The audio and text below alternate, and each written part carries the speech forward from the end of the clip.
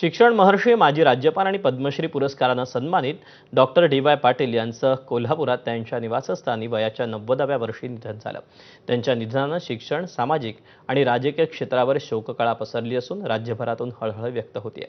22 October 1935 रोजी जन्मलेल्या doctor DY. Patil यांनी शिक्षण, आरोग्य आणि क्रीडा क्षेत्रात भरीव योगदान देत देशभरात शैक्षणिक संस्थांचं मोठं जाळं उभारलं.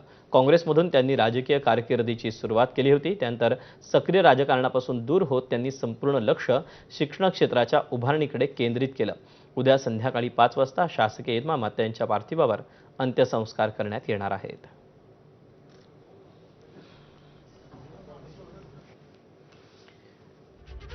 आणि या बातम्यांसोबतच या बुलेटिनमध्ये वेळ झाली इथेच थांबायची. ब्रेकनंतर पुढचे अपडेट मुंबई ईस्ट वेस्टमध्ये अमोलसोबत पाहत रहा एबीपी माझा.